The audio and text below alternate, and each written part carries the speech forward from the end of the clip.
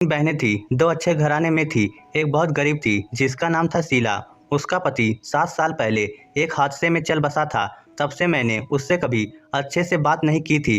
पता नहीं मुझे उससे किस बात की चिढ़ हो गई थी। शायद गरीबी की वजह से। वह कभी मेरे घर आती तो मैं उससे कभी सही से बात तक नहीं करता था और कुछ भी उल्टा पुल्टा सुना देता था, लेकिन उसने आज तक पलट के कुछ जवाब नहीं दिया। मेरी पत्नी भी उसे देखकर चिढ़ जाती थी। वह गंदे कपड़ों में आती और उसके दोनों बच्चे भी फटे पुराने कपड़ों में रहते, लेकिन वह जाते वक्त मेरे तीनों बच्चों को 10-10 रुपए दे जाती। उसके तरफ से जितना होता वह दे जाती थी, लेकिन मुझे ये भी पसंद नहीं आता कि उसके पैसे मेरे बच्चों के हाथ में रहे। उसके जाते ही उन पैसों को मैं किसी गरीब को दे देता था, जो वह 10 रुपए मेरे बच्चों को दे के जाती थी। उतना शायद उसके लिए बहुत होगा, लेकिन हमारे लिए उतने समय 10 रुपए कोई बड़ी बात नहीं थी। वह कभी कभी 5 रुपए बचाने के लिए पैदल चली जाती। 6 किलोमीटर उसका घर था मेरे घर से।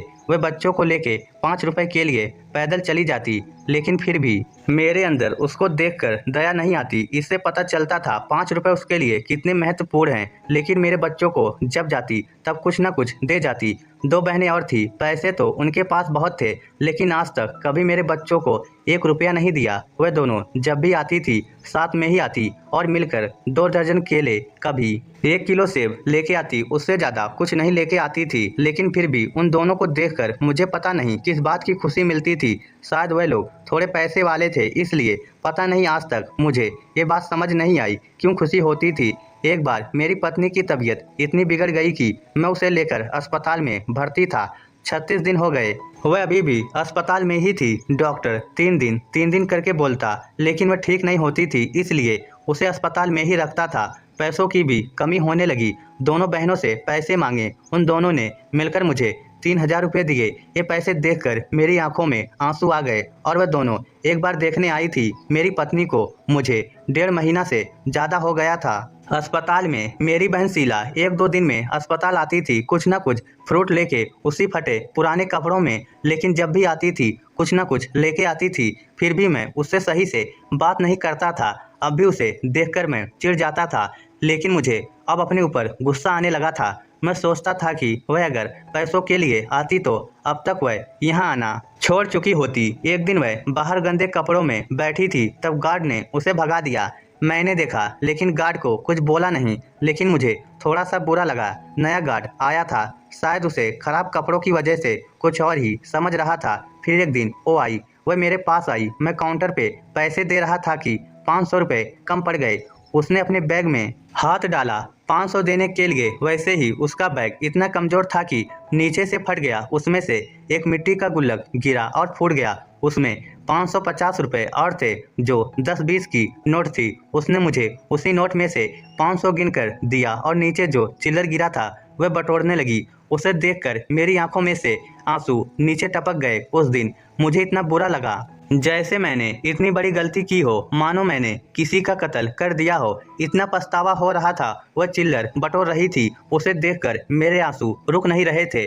मैंने सोचा 1-1 रुपए बटोरने के बाद भी 500 मुझे देने में एक बार भी नहीं झिझकी। फिर मैं उससे बिना कुछ बोले पत्नी के पास चला गया। पत्नी भी अब थोड़ा ठीक महसूस कर रही थी। फिर शीला अंदर आई।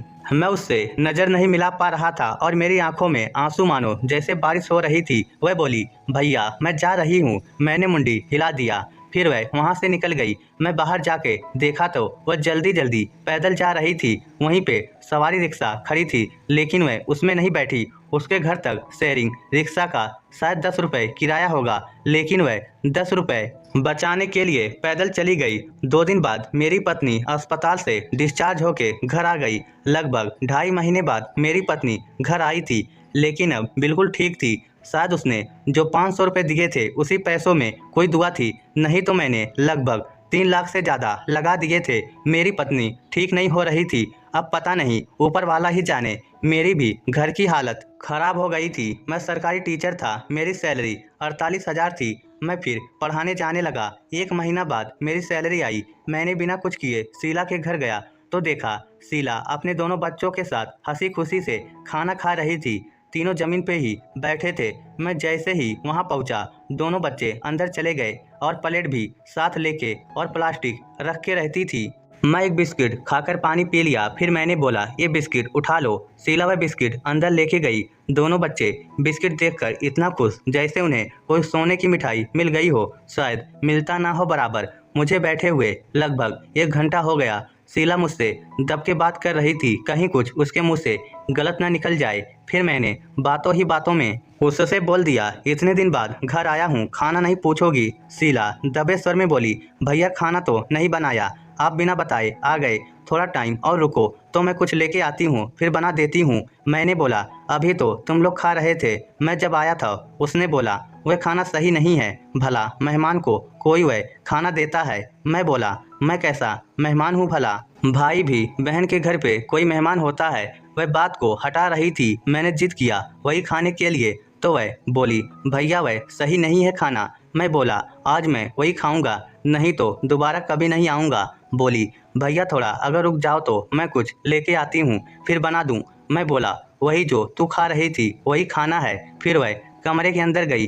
एक ही कमरा था उसके घर पे। फिर एक प्लेट में सिर्फ गीला चावल लेके आई और लोटा में पानी लेकर आई। मैं बोला, इसके साथ कुछ और नहीं है? वह सिर नीचे करके बोली, नहीं सिर्फ गीला चावल ही है, उसमें नमक भी डाला है।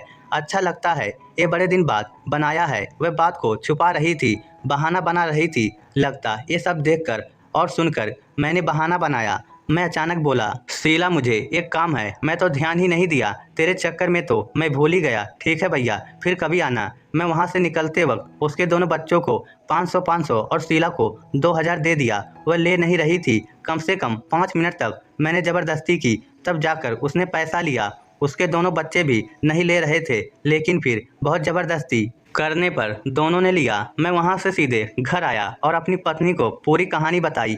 यह सुनकर मेरी पत्नी की आंखों में भी आंसू आ गए, वह भी भावुक हो गई। फिर मैंने 2 महीने बाद उसके दोनों बच्चों का नाम एक स्कूल में लिखवाया और उसके घर की थोड़ी मरम्मत करवाई। अब मैं हर महीने मेरी सैलरी आते ही 10,000 रुपये दे देता हूँ। मुझे नहीं लगता है ऐसी बहन कहीं दोबारा मिलेगी। कि आपकी भी कोई बहन भाई या रिश्तेदार गरीब हैं लेकिन दिल के अच्छे हैं? अगर हैं तो उनकी क्या पता दोबारा वैसे लोग आपको ना मिले। अगर उनकी थोड़ी बहुत मदद करने से आपका कुछ नहीं बिगड़ रहा है तो बेझिझक करें। क्या शीला जैसी बहन मिलना संभव है? सिर्फ पैसा ही सब कुछ नहीं होता है, इस दुनिया में दिल बड़ा होना चाहिए। इस स्टोरी को लेकर आपकी क्या राय है? नीचे कमेंट करके हमें ज़रूर बताइएगा। धन्यवाद।